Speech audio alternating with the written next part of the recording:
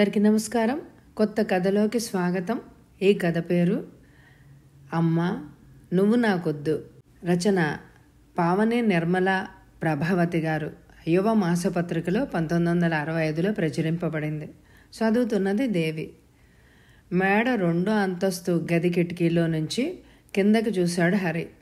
తమ బంగ్లా చుట్టూరా ఉన్న కాంపౌండ్ వాల్ అందంగా హుందాగా ఉంది.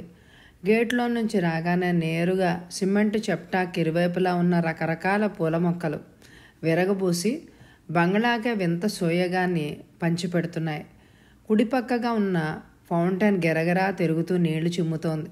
ఎంతో ఆహ్లాదాన్ని అవన్నీ కలిగిస్తున్నాయని మనసు మభ్య పెట్టుకోవాలని ఎంతసేపుగానో ప్రయత్నిస్తున్నాడు హరి. ఆ కృత్రిమ అలంకారాలలో అందాలలో ఏదో మాలిన్యం ప్రస్ఫుటంగా కనిపిస్తోంది హరికి. అదేంటి? హరి పరిచిత కంఠస్వరం విని తిరిగి చూశాడు హరి. సురేఖ నిల్చునుంది. లేత ఆకుపచ్చ రంగు నైలాన్ చీర, నల్లని వెల్వెట్ స్లీవ్లెస్ బ్లౌజు, యవ్వనాన్ని లాక్కు రావాలనే కృత్రిమ ప్రయత్నంతో చేసుకున్న జగుప్సాకరమైన అలంకరణ. మరొక్కమారు పరీక్షగా చూశాడు తల్లివైపు. ముఖమంతా రంగేసుకుంది. పెదవులకు లిప్స్టిక్ ఎర్రగా దుర్భరంగా ఉంది. చెవులకు వేలాడుతున్న రింగులు ముత్యాలు హరి హృదయాన్ని మరింతగా ఊపుతున్నాయి. నొక్కుల జుట్టు అక్కడక్కడ ముఖం మీదకు వచ్చేలా లాక్కుని పొట్టిగా ముందుకు వేసుకున్న 2 జడలతో ఏదో కథలో చదివిన కామిని పిశాచాన్ని గుర్తు చేస్తోంది. ఏంట్రా వెర్రిచూపు? సురేఖ మందలిస్తూ హై హీల్స్ టకటకలాడిస్తూ వచ్చి సోఫాలో కూర్చుంది. ఏంటమ్మా ఈ వేషం? ఎంతో ప్రయత్నం మీద ఉబికి వస్తున్న కోపాన్ని నడుచుకుంటూ అడిగాడు హరి. సురేఖ ఉలిక్కిపడింది. కొడుకు వైపు తీక్షణంగా చూసింది. ఏమిటో ఎన్నడూ తనకు కలగని అభిమానమేదో అంతరాల్లోంచి వెలికి వచ్చి నరాల్ని నలిపేస్తున్నట్లు అనిపిస్తోంది ఆమెకు. హరి అడిగిన ఒక్క ప్రశ్నతో. తల గురించనా? ఇలాగే పలు విధాలుగా విమర్శిస్తారు ప్రజలు.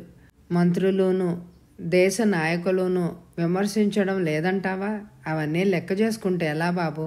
నిజమేనమ్మా, కానీ నిన్న నా పరిస్థితి ఏంటో ఊహించుకో. ఒక్క నిమిషం చెల్లాయిని అంతేనట వాళ్ళ స్కూల్లో. సినిమా కూతురివి జుమ్మంటూ సినిమాల్లో చేరి ప్రతి ఒక్కడితో ప్రేమగట్టాలు నటిస్తే సరిపోయే నీకు చదువెందుకమ్మా? మా కంఠశోష మినహా మరేముంది అంటారట మేడమ్స్. ఏ పొరపాటు జరిగినా అదంతా వాళ్ళ అక్కసు హరి. అంతస్తుల్లోనూ కీర్తుల్లోనూ మనతో సరితూగలేరు. ఆ ఈర్ష్యనలా వెలుబుచ్చుతారు. వాళ్ళ సంగతి వదిలేయమ్మా, మన సంగతే చూడు. నా మటుకు నాకు నిన్నొక్కసారి చూస్తుంటే అసహ్యం వేస్తుంది. మొన్నోసారి కుమార్ ఇంటికి వెళ్ళాను. కుమార్ తెలుసు కదా నీకు, చాలా బీదవాళ్ళని చెప్పావు. చాలాసార్లు కాలేజీ ఫీజు కూడా కట్టావు అతనికి. అతనే కదూ? అవును, చాలా బీదవాళ్లే. కానీ అతనికి ఉన్న ఏదో సంపద, ఏదో తృప్తి, ఏదో ఆనందం నాకు లేదు అని అనిపించాయి ఆ క్షణంలో. సురేఖ పలకలేదు. అమ్మా, ఇతడే నా స్నేహితుడు హరి. ఎన్నో మార్లు నన్ను ఆదుకున్నాడమ్మా అంటూ కేకేశాడు కమల్. వాళ్ళమ్మ బయటకు వచ్చింది. అలాగా నాయనా అంటూ కుతూహలంగా. నీ వయసే ఉంటుందమ్మా ఆవిడకు కూడా. దట్టమైన ముతక చీర రవిక ధరించింది. పవిట నిండుగా కప్పుకుంది.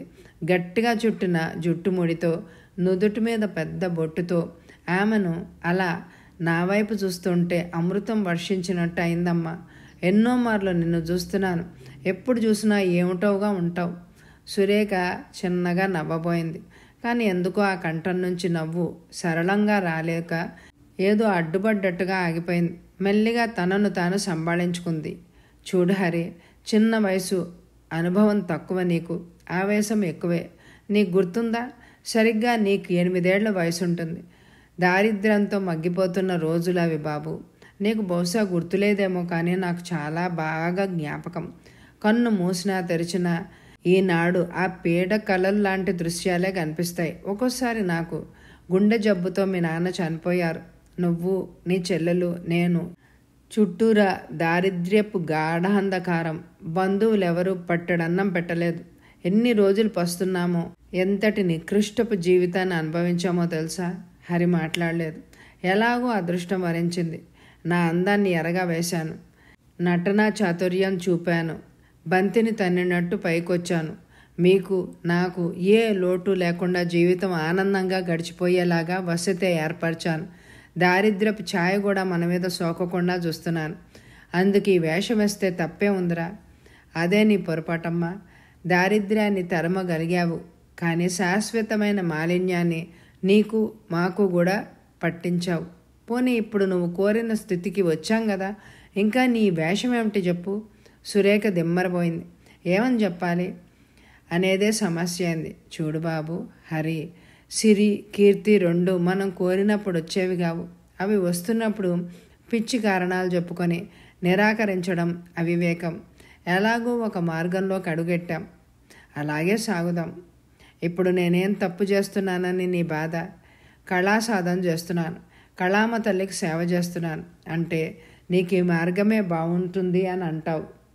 కానీ మరొక 4 రోజులు పోయాక అయినా నీ మార్గాన్ని మార్చుకోక తప్పదేమో అన్నాడు హరి కోపంగా.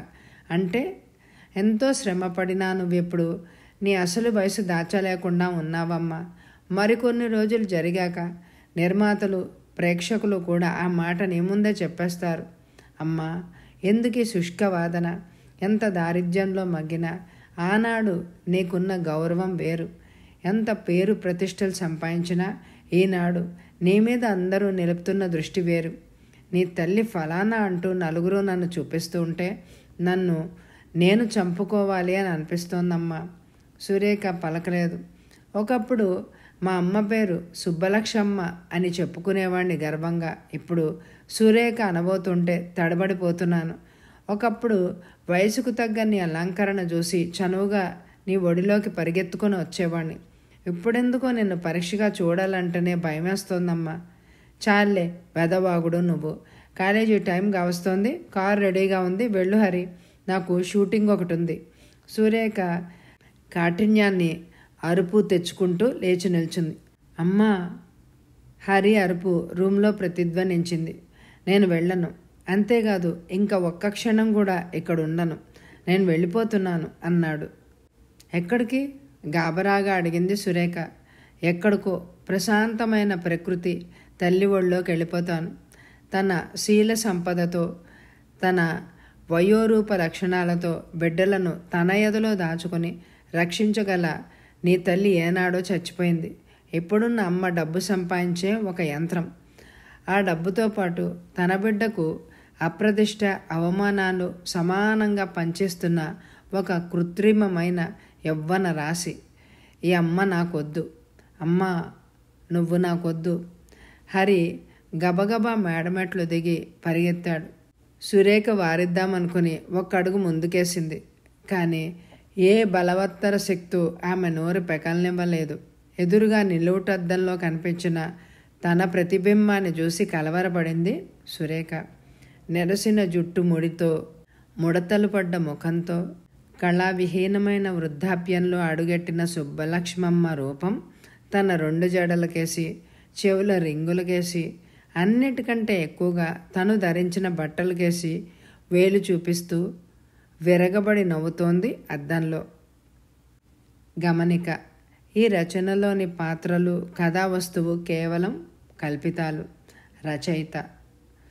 కథ సమాప్తం. ఈ కథ మీ అందరికీ నచ్చిందండి? అయితే తప్పకుండా లైక్ చేయండి. అలాగే ఎండ్ స్క్రీన్లో ఇదివరకు చదివిన నవలలు, కథలు, పూర్తి నవలలు ఉంటాయి. స్కిప్ చేయకుండా తప్పకుండా వినండి. నాకు ప్రతి ఎపిసోడ్కి లైక్ చేస్తున్న శ్రోతలందరికీ కూడా నా హృదయపూర్వకమైన ధన్యవాదాలు తెలియచేసుకుంటున్నాను. ఇట్లు మీ Devi. Thank you very much my dear friends.